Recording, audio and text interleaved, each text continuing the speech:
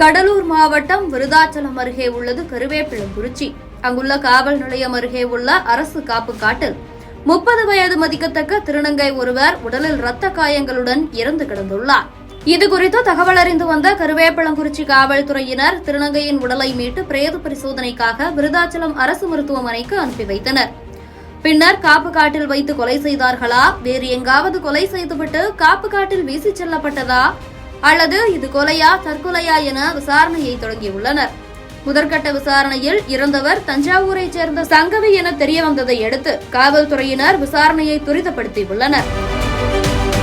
விருதாச்சலம் கடலூர் பிரதான சாலையில் உள்ள மக்புல் ஷெரீப் என்பவரின் வீட்டில் சங்கவி மற்றும் அவரது திருநங்கை தோழிகள் வசித்து வந்துள்ளனர். அவர்களுக்கு அடிக்கடி சண்டை வந்துள்ளது. இதற்கு காரணம் சங்கவிதான் என்றெண்ணிய அவருடன் வசித்து வந்தவர்கள் தொடர்ச்சியாக சங்கவியுடன் சண்டையிட்டு வந்துள்ளனர்.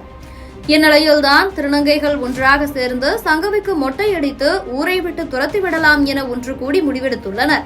இது தொடர்பாக பழக்கடை சேகர் என்பவரை வைத்து பஞ்சாயத்து செய்துள்ளனர். அப்போது சங்கவிக்கும் அவரது எதிராளிகளுக்கும் மீண்டும் சண்டை ஏற்பட்டுள்ளது. இது கைகலப்பாக மாறவே நிரோஷா என்ற திருநங்கையும் மரிக்குழுந்து என்ற திருநங்கையும் சேர்ந்து சங்கவியை கட்டையால் சரமாரியாக தாக்கியதில் அவர் சம்பவ இடத்திலேயே உயிரிழந்துள்ளார்.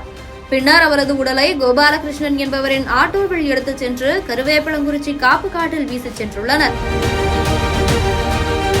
இதனைத் தொடர்ந்து கொலையில் தொடர்புடைய திருநங்கை நிரோஷா, திருநங்கை மரிக்கொழுந்து, மக்பூல் ஷெரீப், விருதாச்சலத்தைச் சேர்ந்த திருநங்கை மாயா, ஆட்டோ ஓட்டுநர் கோபாலகிருஷ்ணன் உள்ளிட்ட 7 பேரை கைது செய்த காவல்துறையினர் தொடர்ச்சியாக அவர்களிடம் இதுகுறித்து விசாரணை நடத்தி வருகின்றனர்.